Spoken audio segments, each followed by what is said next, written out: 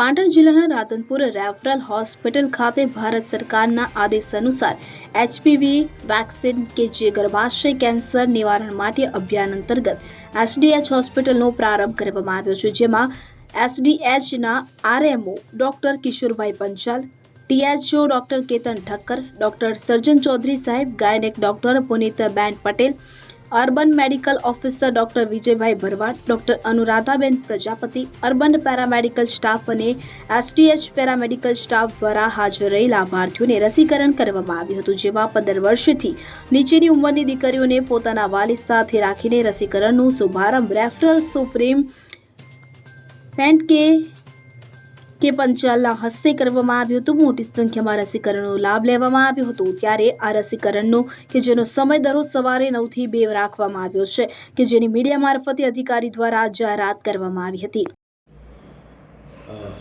ભારતના માનનીય વડાપ્રધાનશ્રીએ ભારતની તમામ જેને 14 વર્ષ પૂરા થઈ ગયા હોય પરંતુ 15 વર્ષ પૂરા હતા એવી છોકરીઓ માટે સર્વાઇકલ કેન્સર એટલે કે ગર્ભાશયના કેન્સરની રસીની શરૂઆત કરેલી છે।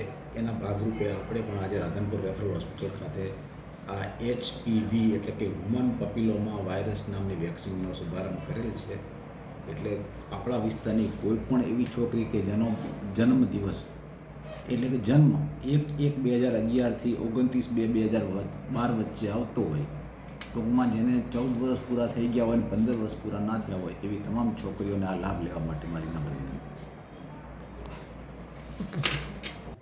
વસંત કડિયા, CN24 ન્યૂઝ, પાટણ। હવે જુઓ દેશ દુનિયાની તમામ ખબરો તમારી આંગળીના ટેરવે। ઉઠાવો મોબાઈલ અને Google Play Store પરથી ડાઉનલોડ કરો અમારી CN24 ન્યૂઝ મોબાઈલ એપ।